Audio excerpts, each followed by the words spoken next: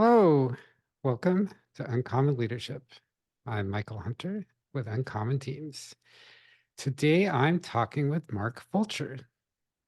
Mark is the managing director of Beacon Consult, a leadership and organization performance consultancy based out of Melbourne, Australia. Mark has taken his experience from leadership roles in Big Four consulting and multinationals to help growing small and medium organizations get set up for future success. Mark believes that business success is so closely tied to leadership effectiveness and so should stay front and center for all organizations. I wholeheartedly agree with that. Welcome, Mark. Thank you, Michael. Nice to be here. Happy to have you here today. In your journey to seeing people as people and learning to leverage their unique gifts to best accomplish your goals, what has had the biggest impact on your progress so far? Wow, big question. If I reflect back, there's a couple of things because I have a career over 25 years and a chunk of it in consulting and a chunk of it in working for multinationals and larger corporates. The one that does reflect that I really was forced to stand up and really had a big impact was probably when the planets aligned. I moved as a family. My family and I moved to Malaysia, so Kuala Lumpur in Malaysia about 9 or 10 years ago. I was got a new role with Ernst & Young. I'd never really spent much time in Malaysia before, so it was a big move to move with young children. So we moved there and that was fine. Within a week of starting at Ernst & Young, they put me out on a project, not realizing that it was going to be the largest project for the Ernst & Young globally, which was the transformation of Malaysia Airlines, 5 weeks after they lost the second plane that was shot down over Ukraine. So here I was in a new country, pulled together. I was leading up the change and comms for this big transformation with a team of a variety of consultants from different parts of the world, including Malaysia, from the local organizations, so from Malaysia Airlines, people of different nationalities, different cultures and religions. It was significant baptism of fire of how to lead an organization that was in crisis, lead a team, and really to drive forward for successful outcomes and bring that team along the way, learning a lot about culture and religion and different technical areas, etc. It was a real learning on how to exercise leadership, but at the same time, understanding the strengths that people brought, the nuances around religion, culture, language, and all these things with no time to practice. It was a phenomenal time. It was extremely stressful, but at the same time, I felt like I'd almost did. It was like a mini MBA in a few months. It was something that really stood out to me. Is there a story or any experience from that really stands out as what really brought home the value of doing this? One of the ladies actually in the team, she was on there was a team from Malaysian Airlines, because when the plane got shot out of over Ukraine, a lot of the passengers were from the Netherlands, like a significant number. And she was on the team that went over from Malaysia to the Netherlands to help almost like counsel families. And it was a really traumatic response. Here it was, she was coming back. She was in quite a state, but to know that she could come back, be part of a team, know that she was supported and help her probably recover from where she'd been, but also to help her understand that she could play a role in taking the organization forward. It was really strong focus on the vision and how we could support her. And she was part of a team that was sitting around that. It was understanding individuals' different stories and how to get them to be and to perform in a really traumatic time. But that was one. There was many stories. Another story was we were sitting in a steering committee for the whole program. And because one of the story of the MH370, the plane that's got lost, that's still lost right across the Indian Ocean. And that one, they know certain things happened. And one of them was that the transponder had been turned off. And so they lost track of the plane. We were in this meeting and we were like all sitting there and trying to solve all sorts of things. And an individual who's one of the engineers said, oh, there was a technician in London who had been caught turning off another transponder on another Malaysia Airlines flight. And so it was just, crazy, and trying to get everyone to focus and trying to understand why we were there. And there were so many distractions, and it was quite chaotic, but also knowing that as a leader, you have to stay your course, be really clear about your vision, try and minimize the noise for the team, and so that they stay focused and really ensure that they're connected and we're working as one to deliver on some really critical outcomes. How do you keep your balance and help your team keep their balance in situations as chaotic as that must have been? It's something that I've had to work on, if I have to be really transparent. I think as a leader, it's important to, and I've done a lot of work in around leadership assessment, but leadership effectiveness, and what are those competencies that are really important for driving effectiveness. And one of them is around composure. And so being able to, it's almost emotionally regulate despite what's going on, not necessarily ensuring that your own personal reactions and emotions don't fluctuate with what's going on, because it can be quite intense. And people see this, so that as a leader, they see how you react. And if you're not focused and stable and consistent, I think that can have a real impact on people. So I learned to, there were times, and I experienced stress and a lot of things going on in my life, to move there and then to work through this. I learned to really ensure that I didn't, anything that I had to focus on that I needed to deal with, I did that in private.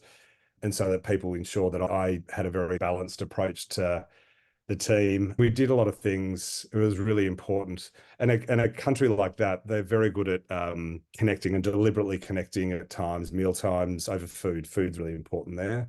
So that is a real leveler. And so we ensure that we maintain the traditions that were important to them, so that we could walk away from this and we could spend time together, share food, decompress, let people talk, and then we go back to the craziness and all sorts of things going on. So now are some of the strategies, but remember, this was 10 years ago. It's some of the finer detail I probably don't remember as well as I should. Which of those tools have you found still hold you in good stead today? And which have you found you needed to tweak a little or a lot or even leave behind? Understanding those things that are important as a leader, I need to practice a bit sometimes. Like all leaders, you have to have things to work on. And so tools, certainly that emotional regulation. I think I really learned to look at all the things that make me healthy and that I turn up to be the best version of myself. And so one thing through this time, even though it was extremely humid, I was doing lots of exercise. I was focusing on my sleep, my diet, and things like that, because I know those things all add to your balance and how to turn up as the best leader as you can do. I'm very connected with people and teams, so I know one can say that, but I pride myself, and I think empathy is one of my main strengths, actually. But really being able to build strong relationships and create environments where people are comfortable, they know they can open up and talk, and know that there is a real safe space to talk and work. I do a lot of work around coaching. I do executive coaching. I support and train leaders with coaching skills and build coaching skills. You need to be able to have those really powerful coaching conversations. You've got to be able to create safe spaces that people feel comfortable to talk openly without fear of retribution and all those sort of things. Safe spaces, conversations, empathy, keeping well. There you go.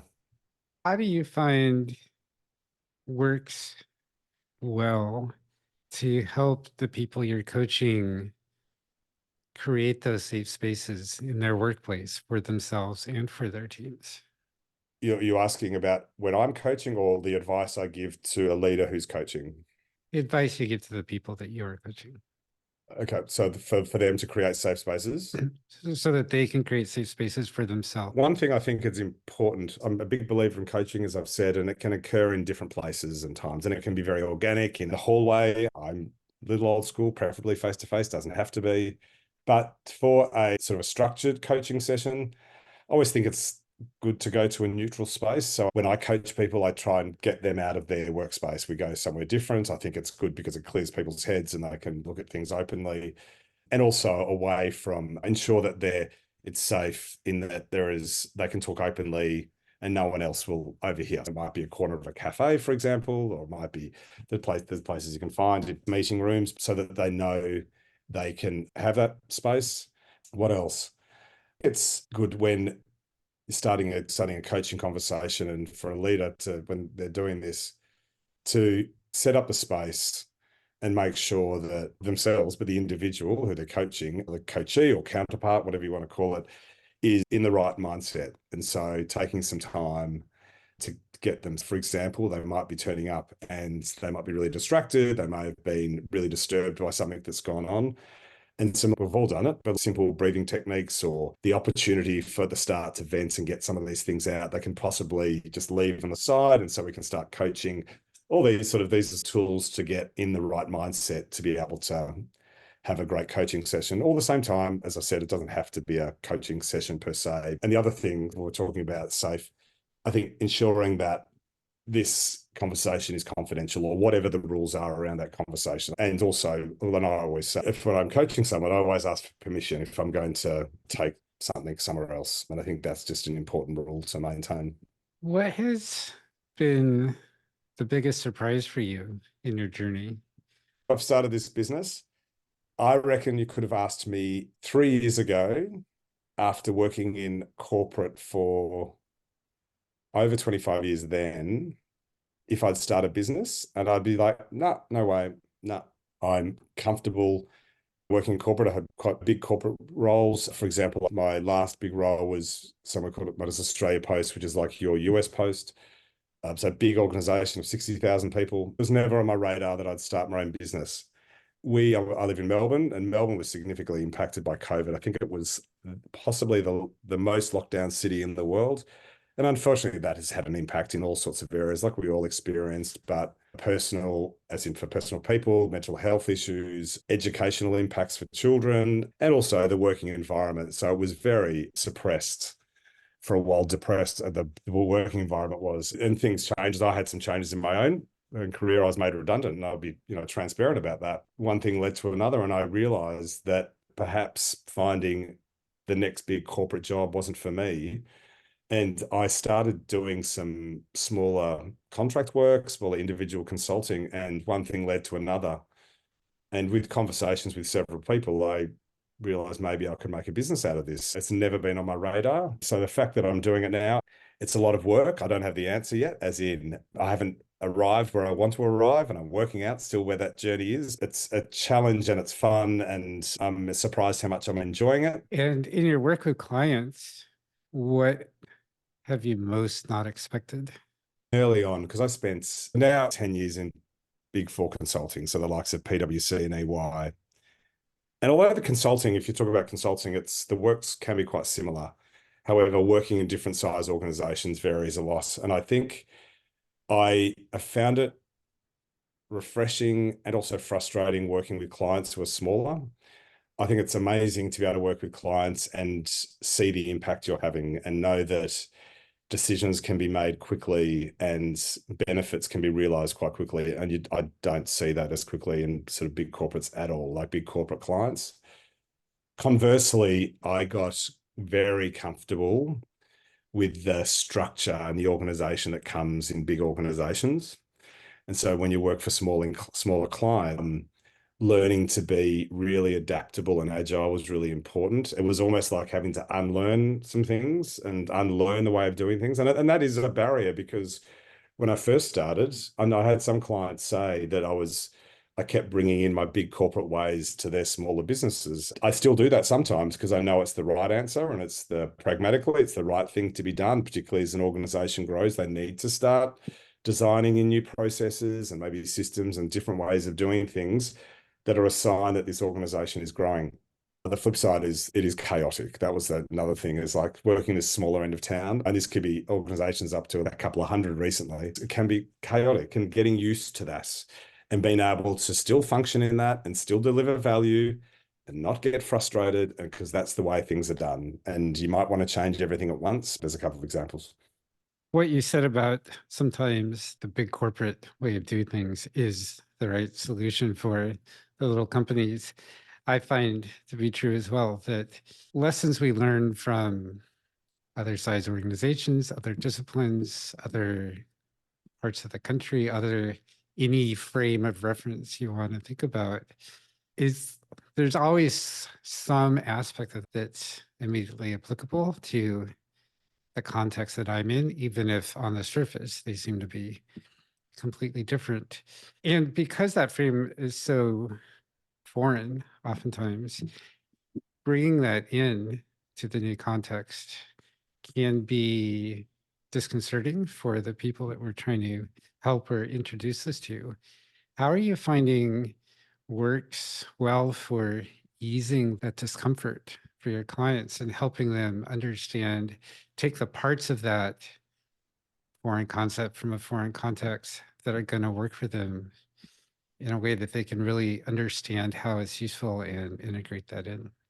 I understand what you're saying, and I think it's not uncommon, and it's a really important exercise of driving change. I mean, you may have actually just described change in a couple of sentences, actually.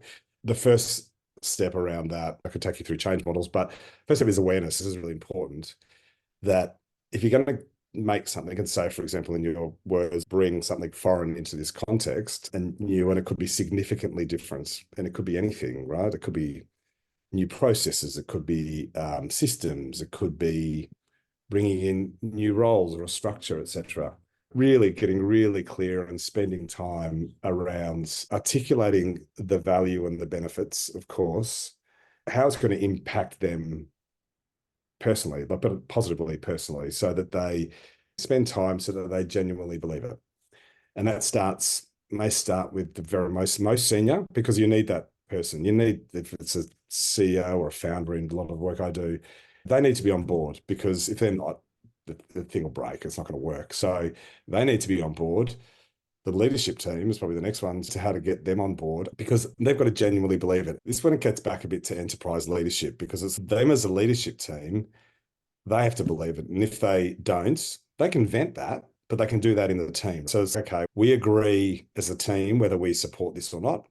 And if we challenge it, let's not do it outside the room, because as soon as you come out of that room, you as a leader, as one of those leaders, needs to support this. And you need to be an advocate, and you need to go and support and communicate and support your teams. It's really that whole thing around being a really unified leadership team, and there's different ways of describing it, because that's the way that you can get change, and then supporting people through that, but really having the leaders of teams being front and center of doing that, that's really important. It was funny, I was having a conversation yesterday that's just jumped into mind. We often talk about when there's change and there's people probably leaving an organization, there's a lot around how do we manage people and the change as they go out, etc. Then there's also thinking about the people left behind. There's change for them as well. So how do you support them? For example, there might be lots of job cuts. We assume that everyone is still left behind, they're going to be happy because they've got a job. But there's a whole lot of change for them. So how do you bring them along again in this sort of new way and new worlds and of doing things? Change is messy. It's designed to be messy. Having upfront leadership, having clear and ongoing communication is really important. And the power of a unified leadership team is really important. What for you is the most fun part of helping teams navigate these changes? Wow. Probably seeing them get it, seeing them become the advocates, because it can be quite a journey. And then when they flip almost to becoming an advocate around that. And then you can see that moving through. And that's why I love working with people and around behavior change. You can do a great piece of work and it could be a piece of change, etc. But the most exciting bit is when it gets embedded and it's sustained. 12 months later, 2 years later, that change will be there. Give you an example.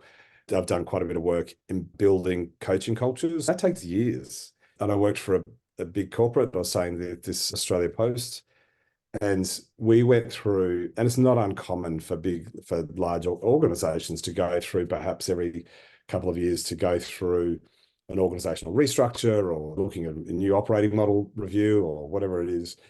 So we were doing some work around coaching, building in some leadership team about building skills. They were doing a great job.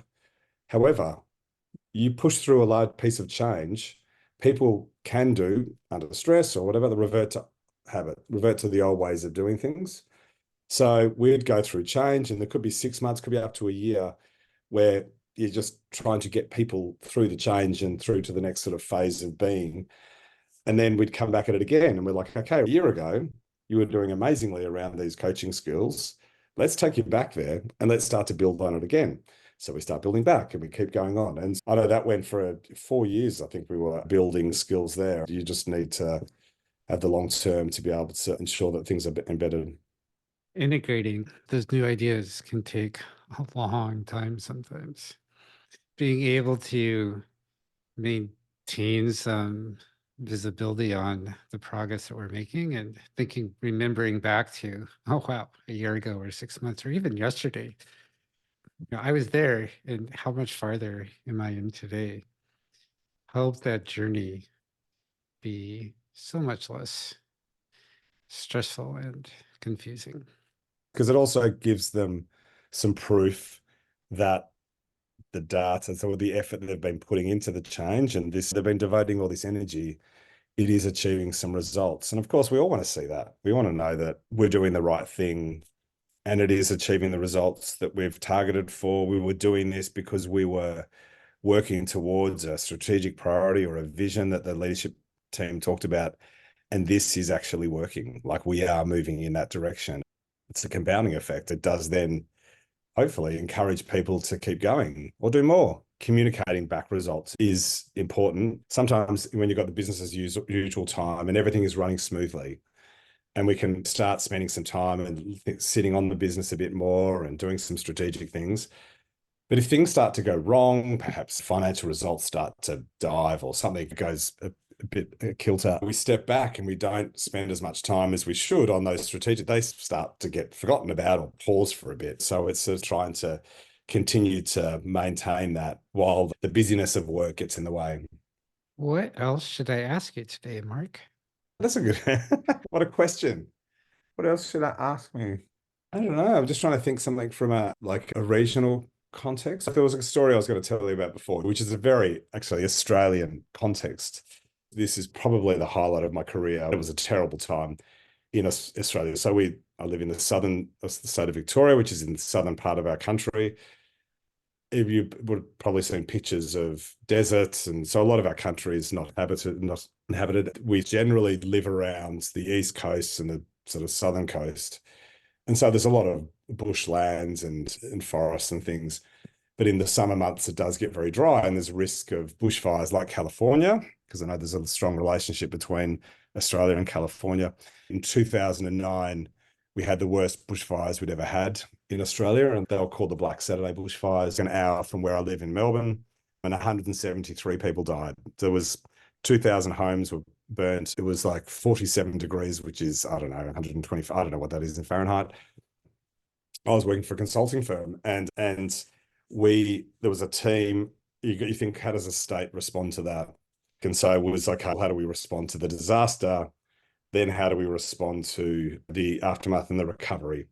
An authority was set up, and I was working for this consulting firm, and we had a team of 6 got sent in to help set it up. So there was like 30 people there, and we're doing everything from recovery out in these communities to basically to get these communities back on their feet. And then, but also it was to manage the donation. So I went in, and my job by myself was to go, okay, we are getting donations of millions and millions of money and products and food and all sorts of things. And we need to work out how to distribute this equitably. So to cut a long story short, within 3 months, I mobilized, had a team, recruited a team, and this is all to do with the Victorian government. What amazed me was how we could mobilize government and private sector to respond to a problem, and the way that leadership stepped up over that time. And we were able to distribute equitably all these goods to 2,000 people. Well, 2,000. So it was 500 homes and 2,000 people. We won an award for that work, actually. It was policy development to be able to deliver in a time of crisis. It was a really good example of what can be done without the, excuse my French, the BS in the way. And people just get there and they focus and they deliver. Remove all the politics and everything. And it's amazing what humans can do. I have a lot of faith in leadership. That's why I love working in leadership. Leaders and organizations can do great things. And it starts with great leadership, from my opinion. But however, there's not many perfect leaders in the world. So I'm very happy to try and help them get as close to perfection as possible. A wonderful story. I'm so glad to know that even government, which we often malign as being impossible to do anything, it shows that even in the worst situations, great things can come out. It was a really proud moment for our state, our country, actually. I was so fortunate to be part of it. That's exciting. It must have been really heartwarming to participate in that and watch it and know that you've been a driving force and a reason why it was so successful. Oh, for sure. And then we're getting out there and we're meeting people. So we weren't all end up in a sort of a head office or a war room sort of thing. You see the positive impact because they've already had enough negative impact. It was great. And we had a 10-year reunion a couple of years ago. It's a very unifying activity, the way you stay connected around that, because you have this very intense shared experience. It's almost like you've found a secret sauce for a period. I can't say I've never seen performance at that level ever again, really. And you have a wonderful guide for our audience to help them find their own secret sauce and have create those same awesome outcomes for themselves. Tell us about that. As I've explained, I've done most of my career in big corporate, but that's given me a whole lot of experience. And I'm thankful. I love working with people and leaders and teams and organizations. And that's where I consult to now. But my experience goes broader than that. So I've worked across technology, a lot of business consulting, marketing even. And so it gives me a really good feel of the entire business. So I suppose you'd call that a bit of, perhaps refer to that as commercial acumen. As I've been working more recently with small to medium businesses, realizing that the areas, the pain points have become quite clear to me and my consultancy. So we decided to put together a document, and it's called Beacon Consult's Guide to Growing Pains and Finding Success, because it's about at different stages of growth. Organizations will undoubtedly come up against certain growing pains, whether you have a strategy in place and how that's implemented and used, because unfortunately often there's a gap right there. How do you set up the organization? How do you evolve the organization? Do you need to look at the entire operating model as you grow? Leadership, I've talked a lot about today. That's another one. And so really, as an organization grows, it's understandable what's expected of a leader evolves as well. So how do we support the capability of leaders to grow? Or maybe you need to be realistic around what leaders are right at what level of an organization. The next one is around attracting and managing talent, looking at what I call ways of working and but communication and collaboration and effectively working in organizations and the things you need to start putting in place as you grow. And then finally, looking at performance. I do quite a lot of consulting around performance and development. So it's a guide to say, okay, we'll give a bit of a sense of what those problems are and some insights in how to solve them. Really happy for people to have a copy of that, and always happy for a conversation. If people would like to take you up on that conversation, what's the best way for them to connect with you? I'm on LinkedIn, of course, so you can connect with me on there. Search Mark Fulcher. I think there's probably one of them. And then my email address is mark.fulcher@beaconconsult.com.au, because we have a .au suffix down here in Australia. So there you go. That's great. And I'll have all those links in the show notes. What would you like to leave our audience with today? What do I want to leave today? I truly believe in the faith and the power of great leadership, and to continually invest in that to enable success, both within your organizations personally and beyond, and what else you're doing in your community. So there's so much great work can be done being a great leader. Spend some time investing in your own leadership and the leadership of your people. I second that emotion. Thank you, Mark, for a great Okay. conversation today. And thank you, audience, for joining us today. Please let Mark and I know, how is leadership awesome for you? Where are you struggling a little bit? Let us know how we can help. Thanks and have a great day. Thanks for joining us on Uncommon Leadership today. If you found these stories interesting, inspiring, and illuminating, sign up for my newsletter. Hop over to uncommonteams.com and use the form at the top of every page. You'll be the first to know about every new episode of Uncommon Leadership. You'll also discover how you can build uncommon teams. If you'd like to chat about doing that yourself, email me, michael@uncommonteams.com, or use the contact form on my website. Thanks so much.